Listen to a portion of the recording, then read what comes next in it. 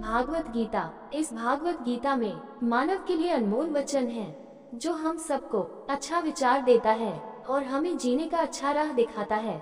नमस्कार मित्रों, आप सबका एक बार फिर से माता का ज्ञान चैनल पर आप सबका स्वागत है। भगवत गीता अध्याय 13 श्लोक 1। अर्जुन उवाच प्रकृति पुरुष च क्षेत्रं क्षेत्रज्ञमेव च एतद्वेदितुमिच्छामि ज्ञान ज्ञेयं च केशव। अर्जुन उवाच प्रकृति पुरुष च क्षेत्रं क्षेत्रज्ञानमेव च एतद्वेदितुमिच्छामि ज्ञान जन्यं च केशव। अर्जुन उवाच अर्जुन ने कहा, प्रकृति भौतिक प्रकृति, पुरुषम भोक्ता च तथा ई सचमुच, क्षेत्रम गतिविधियों का क्षेत्र, क्षेत्र ज्ञान क्षेत्र का ज्ञाता, इव सम च भी एतत् ये वेदितम जानना, इच्छामि चाहता हूँ, ज्ञानम ज्ञान जन्यम ज्ञान का लक्ष्य, च तथा केशव कृष्ण केशी नामक राक्षस का वध करने वाले। अर्जुन उवाच प्रकृति पुरुष च क्षेत्रम क्षेत्र जन्म च एतद्वेदितुम इच्छामि ज्ञान ज्ञान च केशव। अनुवाद। अर्जुन ने कहा, हे केशव, मैं समझना चाहता हूँ कि प्रकृति और पुरुष क्या है और क्षेत्रज्ञ क्या है। मैं ये भी जानना चाहता हूँ कि सच्चा ज्ञान क्या है और इस ज्ञान का लक्ष्य क्या है। तारांकन 1 भगवत गीता के कुछ संस्करणों में इस श्लोक को हटा दिया गया है और अगला श्लोक 13वें अध्याय के पहले श्लोक के रूप में दर्शाया गया है। भगवत गीता अध्याय 13 श्लोक 2। भगवान श्री उवाच इदं शरीर कौन्तेय क्षेत्रमित्यभिधीयते एतद्यो वेति तं प्राहुः क्षेत्रज्ञ एति तद्वेद। श्री भगवान उवाचिद शरीर कौन्तेय क्षेत्रम इति अभिधीयते तद् यो वेति तं प्राहुः क्षेत्रज्ञ इति तद्विदः। श्री भगवान उवाच परम दिव्य भगवान ने कहा, इदम ये शरीरम शरीर कौन्तेय कुंती के पुत्र अर्जुन, क्षेत्रम गतिविधियों का क्षेत्र, इति इस प्रकार अभिधीयते कहा जाता है, एतत् ये यह जो वेति जानता है, तम वह व्यक्ति प्रहु कहा जाता है, क्षेत्र ज्ञान क्षेत्र का ज्ञाता, इति इस प्रकार तत्विद जो सत्य को पहचानते हैं। श्री भगवान उवाचिद शरीर कौन्तेय क्षेत्रम इति अभिधीयते तद् यो वेति तम प्राहुः क्षेत्रज्ञ इति तद्विदः। अनुवाद। परम दिव्य भगवान ने कहा, हे अर्जुन, इस शरीर को क्षेत्र गतिविधियों का क्षेत्र कहा जाता है और जो इस शरीर को जानता है उस ऋषियों द्वारा क्षेत्रज्ञ क्षेत्र का ज्ञाता कहा जाता है जो इसके बारे में सत्य को समझते हैं दोनों। यहाँ श्री कृष्ण शरीर और आत्मा के बीच अंतर के विषय को समझाना शुरू करते हैं। आत्मा दिव्य है और न तो खा सकती है, न देख सकती है, न सूंघ सकती है, न सुन सकती है, न चख सकती है, न छू सकती है। यह इन सभी कार्यों को शरीर मन बुद्धि तंत्र के माध्यम से करता है, जिसे इस प्रकार गतिविधियों का क्षेत्र कहा जाता है। आधुनिक विज्ञान में हमारे पास ऊर्जा का क्षेत्र जैसे शब्द हैं। चुंबक के चारों ओर एक चुंबकीय क्षेत्र होता है जो तीव्र गति से बिजली बनाता है। विद्युत आवेश के चारों ओर एक बल क्षेत्र होता है। यहाँ शरीर व्यक्ति की गतिविधियों के लिए पात्र है, इसलिए इसे क्षेत्र गतिविधियों का क्षेत्र कहा जाता है। आत्मा शरीर मन बुद्धि तंत्र से अलग है, लेकिन अपनी दिव्य प्रकृति को भूलकर वह इन भौतिक संस्थाओं से पहचान करती है। फिर भी क्योंकि इसे शरीर का ज्ञान है, इसे क्षेत्रज्ञ शरीर के क्षेत्र का ज्ञाता कहा जाता है। ये शब्दावली आत्म साक्षात्कारी संतों द्वारा दी गई है जो पारलौकिक रूप से आत्मा के मंच पर स्थित थे और शरीर से अलग अपनी विशिष्ट पहचान को समझते थे। भगवत गीता अध्याय 13 श्लोक 3। क्षेत्रज्ञं चापि मां विद्धि सर्वक्षेत्रेषु भारत क्षेत्रज्ञयोर्ज्ञान यत्तज्ज्ञान मतम मम। क्षेत्र ज्ञान चापि मां विद्धि सर्व क्षेत्रेषु भारत क्षेत्रज्ञयोर्ज्ञान यत्तज्ज्ञान मातम मम। क्षेत्र ज्ञान क्षेत्र का ज्ञाता च भी अपि केवल मां मैं विद्धि जानना सर्व सभी क्षेत्रेषु गतिविधियों के व्यक्तिगत क्षेत्रों में भारत का वंशज क्षेत्र गतिविधियों का क्षेत्र क्षेत्रज्ञयोर क्षेत्र के ज्ञाता का ज्ञानम की समझ यत जो तत् वह ज्ञानम ज्ञान मतम मत मां मेरी। क्षेत्र ज्ञान चापि मम विद्धि सर्व क्षेत्रेषु भारत क्षेत्रज्ञयोर ज्ञान यत्तज ज्ञान मम मम। अनुवाद। हे भारत के वंशज, मैं गतिविधि के सभी व्यक्तिगत क्षेत्रों का भी ज्ञाता हूँ। शरीर को कर्म क्षेत्र और आत्मा तथा ईश्वर को क्षेत्र का ज्ञाता समझना, इसे मैं सच्चा ज्ञान मानता हूँ। आत्मा केवल अपने शरीर के व्यक्तिगत क्षेत्र का ज्ञाता है। इस सीमित संदर्भ में भी आत्मा का अपने क्षेत्र का ज्ञान अधूरा है। ईश्वर सभी प्राणियों के हृदय में परमात्मा के रूप में स्थित होकर सभी आत्माओं के क्षेत्रों का ज्ञाता है। इसके अलावा प्रत्येक क्षेत्र के बारे में भगवान का ज्ञान उत्तम और पूर्ण है। इन भेदों को समझाकर श्री कृष्ण एक दूसरे के सापेक्ष तीन संस्थाओं भौतिक शरीर, आत्मा और परमात्मा की स्थिति स्थापित करते हैं।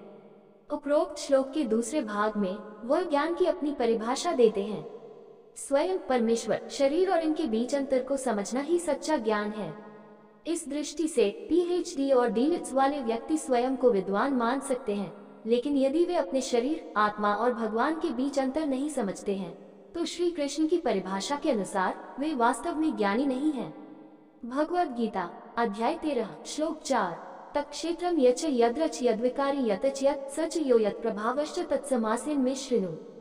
तत्क्षेत्रम यच्च यद्रच यद्विकारी यतच यत् सच यो यत् प्रभावश्च तत्समसेन में श्रीष्णु। तत् वह क्षेत्र गतिविधियों का क्षेत्र, यज्ञ च तथा यादृक उसका स्वभाव, च तथा यत् विकारी इसमें कैसे परिवर्तन होता है, यतः किससे, च भी, यह क्या, स वह, च भी यह कौन, यह प्रभाव उसकी शक्तियाँ क्या हैं, च तथा तत् वह समसेन संक्षेप में मैं, मुझसे, शृणु सुनो।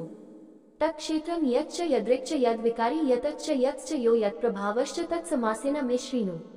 अनुवाद, सुनो और मैं तुम्हें समझाऊंगा कि वह क्षेत्र क्या है और उसकी प्रकृति क्या है। मैं ये भी बताऊंगा कि इसमें परिवर्तन कैसे होता है, इसकी उत्पत्ति किससे हुई है, कर्म क्षेत्र का ज्ञाता कौन है और उसकी शक्तियाँ क्या हैं। श्री कृष्ण अब स्वयं कई प्रश्न पूछते हैं और अर्जुन से उनके उत्तर ध्यानपूर्वक सुनने को कहते हैं। भगवद गीता अध्याय 13 श्लोक 5 ऋषिभिर्बहुधा गीतम छंदोभिर्विविध पृथक्करण ब्रह्मसूत्रपादैश्चैव कल्याणमद्भिर्विनिश्चित। ऋषिभिर्बहुधा गीतम छंदोभिर्विविध पृथक् ब्रह्मसूत्रपदैश्चैव हेतुमद्भिर्विनिश्चितः। ऋषिभिर महान ऋषियों द्वारा, बहुधा अनेक प्रकार से, गीतम गाया गया, छंदोभिर वैदिक ऋचाओं में, विविध विविध पृथक विविध, ब्रह्मसूत्र पदः स्तोत्र द्वारा, च तथा एव विशेष रूप से, हेतु मध्य तत्सहित, विनिश्चितः निर्णायक प्रमाण। ऋषिभिर बहुधा गीतम छंदोभिर विविध पृथक ब्रह्मसूत्र पदैश्चैव हेतुमद्भिर् विनिश्चितः। अनुवाद, महान ऋषियों ने क्षेत्र और क्षेत्र के ज्ञाता के बारे में सत्य को कई तरीकों से गाया है। यह विभिन्न वैदिक भजनों में कहा गया है और विशेष रूप से ब्रह्मसूत्र में ठोस तर्क और निर्णायक सबूत के साथ प्रकट किया गया है। ज्ञान बुद्धि को तब आकर्षक लगता है जब इसे सटीकता और स्पष्टता के साथ व्यक्त किया जाता है और ठोस तर्क के साथ प्रमाणित किया जाता है। इसके अलावा इसे अचूक मानने के लिए इसकी पुष्टि अचूक प्राधिकार के आधार पर की जानी चाहिए।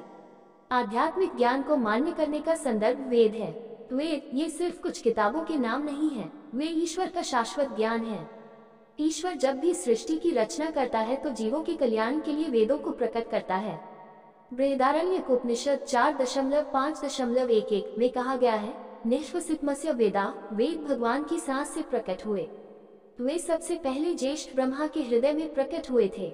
वहां से वे मौखिक परंपरा के माध्यम से आए और इसलिए उनका दूसरा नाम श्रुति है या कान के माध्यम से प्राप्त ज्ञान। कलियुग की शुरुआत में वेद व्यास, जो स्वयं भगवान के वंशज थे, ने वेदों को एक पुस्तक के रूप में लिखा और ज्ञान के एक समूह को 4 भागों में विभाजित किया, ऋग्वेद, यजुर्वेद, सामवेद और अथर्ववेद। इसलिए उन्हें वेद व्यास या वेदों को विभाजित करने वाले नाम मिला।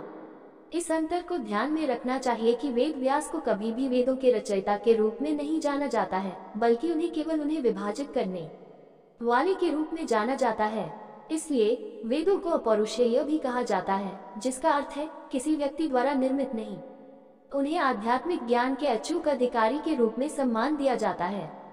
भूत भव्यम भविष्यम च सर्वम वेदात् प्रसिद्ध्यति मनुस्मृति 12.97। किसी भी आध्यात्मिक सिद्धांत को वेदों के आधार पर मान्य किया जाना चाहिए। वेदों के इस ज्ञान को विस्तृत करने के लिए कई ऋषियों ने ग्रंथ लिखे और ये पारंपरिक रूप से वैदिक ग्रंथों के दायरे में शामिल हो गए क्योंकि वे वेदों के अधिकार के अनुरूप हैं। कुछ महत्वपूर्ण वैदिक ग्रंथ नीचे सूचीबद्ध हैं। इतिहास, ये ऐतिहासिक ग्रंथ हैं और संख्या में 2 हैं, रामायण और महाभारत। वे भगवान के 2 महत्वपूर्ण अवतरणों से संबंधित इतिहास का वर्णन करते हैं। रामायण ऋषि वाल्मीकि द्वारा लिखी गई थी और इसमें भगवान राम की लीलाओं या दिव्य लीलाओं का वर्णन किया गया है। आश्चर्यजनक रूप से ये श्री राम द्वारा अपनी लीलाओं को प्रदर्शित करने से पहले वाल्मीकि द्वारा लिखा गया था। महाकवि ऋषि को दिव्य दृष्टि प्राप्त थी, जिससे वे देख सकते थे कि भगवान राम संसार में अवतरित होकर क्या लीला करेंगे। इस प्रकार उन्होंने उन्हें रामायण के 24,000 सबसे सुंदर ढंग से रचित संस्कृत छंदों में पिरोया। इन श्लोकों में विभिन्न सामाजिक भूमिकाओं जैसे पुत्र, भाई, पत्नी, राजा और विवाहित जोड़ों में आदर्श व्यवहार के पाठ भी शामिल हैं। रामायण को भारत की कई क्षेत्रीय भाषाओं में भी लिखा गया है, जिससे लोगों के बीच इसकी लोकप्रियता बढ़ी है। इनमें से सबसे प्रसिद्ध हिंदी रामायण रामचरितमानस है, जो भगवान राम के महान भक्त संत तुलसीदास द्वारा लिखी गई है। महाभारत ऋषि वेद व्यास द्वारा लिखा गया था। इसमें 100,000 छंद हैं और इसे दुनिया की सबसे लंबी कविता माना जाता है। भगवान कृष्ण की दिव्य लीलाएं महाभारत का केंद्रीय विषय हैं। यह मानव जीवन के सभी चरणों में कर्तव्यों और ईश्वर की भक्ति से संबंधित ज्ञान और मार्गदर्शन से भरपूर है। भगवत गीता महाभारत का एक भाग है। ये सबसे लोकप्रिय हिंदू ग्रंथ है क्योंकि इसमें आध्यात्मिक ज्ञान का सार है, जिसका वर्णन स्वयं भगवान कृष्ण ने बहुत खूबसूरती से किया है। इसका दुनिया की कई अलग अलग भाषाओं में अनुवाद किया गया है। भगवत गीता पर असंख्य टीकाएं लिखी गई हैं। पुराण ऋषि वेद व्यास द्वारा रचित 18 पुराण हैं। इनमें कुल मिलाकर 400,000 श्लोक हैं। इनमें भगवान के विभिन्न रूपों और उनके भक्तों की दिव्य लीलाओं का वर्णन है। पुराण भी दार्शनिक ज्ञान से परिपूर्ण हैं। वे ब्रह्मांड के निर्माण, इसके विनाश और पुनर्निर्माण, मानव जाति के इतिहास, दिव्य देवताओं और पवित्र संतों की वंशावली पर चर्चा करते हैं। उनमें से सबसे महत्वपूर्ण भागवत पुराण या श्रीमद् भागवत है। ये ऋषि वेद व्यास द्वारा लिखा गया अंतिम ग्रंथ था। इसमें उन्होंने उल्लेख किया है कि इस ग्रंथ में वह भगवान के लिए शुद्ध निस्वार्थ प्रेम के सर्वोच्च धर्म को प्रकट करने जा रहे हैं। दार्शनिक रूप से श्रीमद् भागवत वहीं से शुरू होता है जहां भगवत गीता समाप्त होती है। शब्द दर्शन वैदिक ग्रंथों में इनका महत्व अगले स्थान पर आता है। 6 ऋषियों ने हिंदू दर्शन के विशेष पहलुओं पर प्रकाश डालते हुए 6 ग्रंथ लिखे।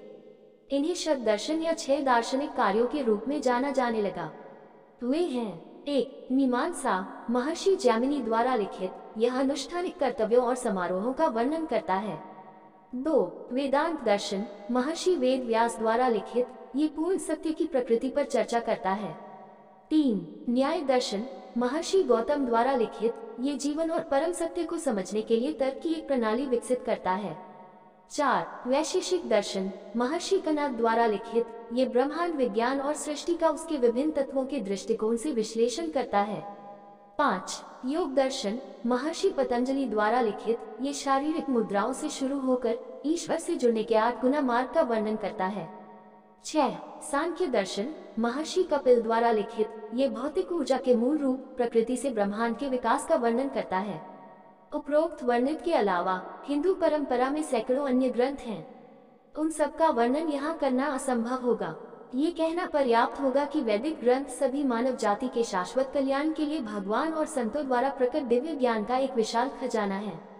इन धर्म ग्रंथों में ब्रह्म सूत्र वेदांत दर्शन को आत्मा, भौतिक शरीर और ईश्वर के बीच अंतर के विषय पर अंतिम शब्द माना जाता है।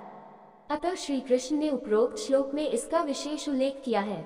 वेद वेदों को संदर्भित करता है और अंत का अर्थ निष्कर्ष है। परिणाम स्वरूप वेदांत का अर्थ है वैदिक ज्ञान का निष्कर्ष। हालांकि वेदांत दर्शन ऋषि वेद व्यास द्वारा लिखा गया था, कई महान विद्वानों ने इसे दार्शनिक शोध प्रबंध के लिए संदर्भ प्राधिकारी के रूप में स्वीकार किया और आत्मा और ईश्वर के संबंध में अपने अद्वितीय दार्शनिक दृष्टिकोण को स्थापित करने के लिए इस पर टिप्पणियां लिखी। वेदांत दर्शन पर जगत गुरु शंकराचार्य की टिप्पणी को शारिक भाष्य कहा जाता है, जो दर्शन की अद्वैतवाद परंपरा की नींव रखता है। वाचस्पति और पद्मपाद जैसे उनके कई अनुयायियों ने उनकी टीका पर विस्तार से प्रकाश डाला है। जगत गुरु निम्बाकाचार्य ने वेदांत पारिजात सौरभ लिखा, जो द्वैत अद्वैतवाद विचारधारा की व्याख्या करता है। जगत गुरु रामानुजाचार्य की टिप्पणी को श्री भाष्य कहा जाता है, जो दर्शन की विशिष्ट अद्वैतवाद प्रणाली का आधार देता है। जगत गुरु माधवाचार्य की टिप्पणी को ब्रह्म सूत्र भाष्यम कहा जाता है, जो द्वैतवाद विचारधारा की नींव है। महाप्रभु वल्लभाचार्य ने अनुभाष्य लिखा, जिसमें उन्होंने शुद्धाद्वैतवाद दर्शन प्रणाली की स्थापना की। इनके अलावा कुछ अन्य प्रसिद्ध टिप्पणीकार भट्ट भास्कर, यादव प्रकाश, केशव, नीलकंठ, विज्ञान भिक्षु और बलदेव विद्याभूषण हैं। चैतन्य महाप्रभु, जो स्वयं एक उत्कृष्ट वैदिक विद्वान थे, ने वेदांत दर्शन पर कोई टिप्पणी नहीं लिखी। उनका विचार था कि वेदांत के लेखक ऋषि वेद व्यास ने स्वयं घोषणा की थी कि उनका अंतिम ग्रंथ श्रीमद्भागवतम इसकी आदर्श टिप्पणी है। अर्थोयम ब्रह्मसूत्रान सर्वोपनिषदमापि, श्रीमद्भागवतम वेदांत दर्शन और सभी उपनिषदों के अर्थ और सार को प्रकट करता है। इसलिए वेद व्यास के प्रति सम्मान से चैतन्य महाप्रभु ने ग्रंथ पर एक और टिप्पणी लिखना उचित नहीं समझा। दोस्तों, ऐसे ही और कहानी सुनना या देखना चाहते हैं तो डिस्क्रिप्शन में लिंक मिल जाएगा, आप वहां जाकर देख सकते हैं। और आपसे निवेदन है कि यह वीडियो आपको अच्छा लगा हो तो लाइक शेयर सब्सक्राइब जरूर करें। धन्यवाद।